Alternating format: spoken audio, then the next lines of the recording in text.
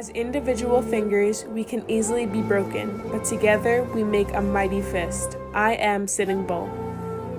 Sitting Bull consistently opposed the government and became the first nationally known defender of the rights of Native Americans.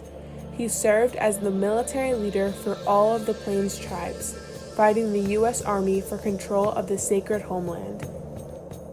Born in 1831 near Grand River, Dakota Territory, in what is now known as South Dakota, at age 10 he killed his very first buffalo. 4 years later, he went with his uncle and his father to raid a Crow camp.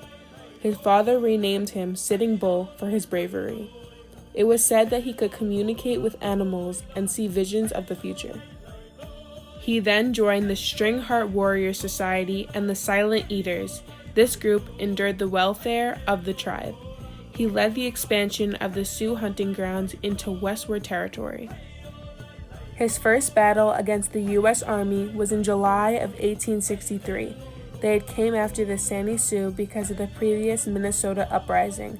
Federal agents kept food from the Sioux reservations along with the Minnesota River.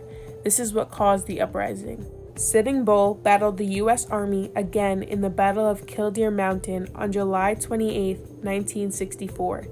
Face-offs like these made Sitting Bull realize that he would never sign a treaty forcing people off their land and onto a reservation. Despite his efforts, Chief Red Cloud signed a treaty along with 24 other tribal leaders. The treaty would create the Great Sioux Reservation.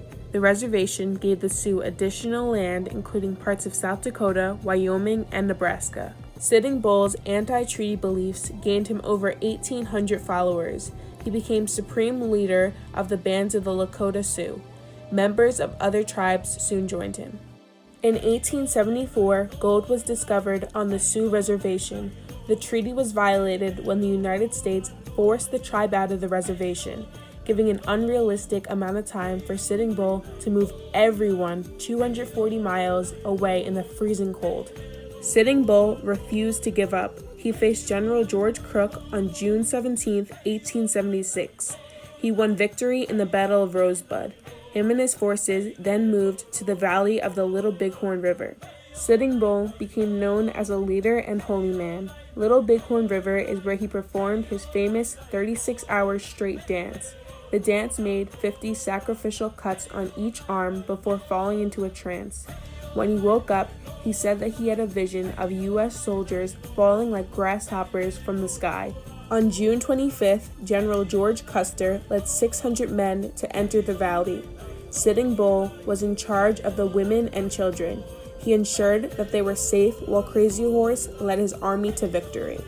After the U.S. government failed to get rid of the Sioux, they became angry and redoubled their efforts. After many white settlers invaded much of the Native Americans' land, the buffalo population drastically decreased. The Sioux depended on these buffalo for survival. Sitting Bull led his people into Canada where they would be safe from invasion. Sitting Bull eventually surrendered in July of 1881 for the sake of his people. He was a prisoner of war in South Dakota's Fort Randall for 2 years before being moved to Standing Rock Reservation. Sitting Bull occasionally traveled. He gained friendships with people outside of the reservation. One friend he met was Annie Oakley, a sharpshooter who he nicknamed Little Sherlock.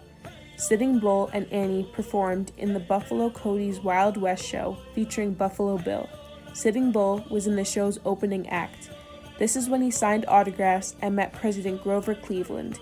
He was often mocked and booed on stage, which made him leave the show and never return.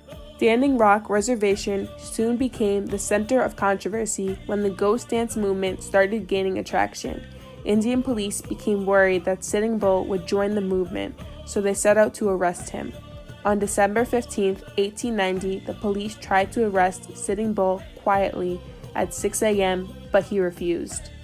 A crowd began to gather from all of the commotion, and a member of the police shot Sitting Bull, instantly killing him. Sitting Bull was buried at Fort Yates Military Cemetery originally, but his family reburied him near Mobridge, South Dakota, overlooking the Missouri River.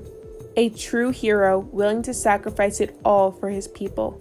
Throughout his life, Sitting Bull struggled to keep Native American customs and freedoms alive. As individual fingers, we can easily be broken, but together we make a mighty fist. I am Sitting Bull.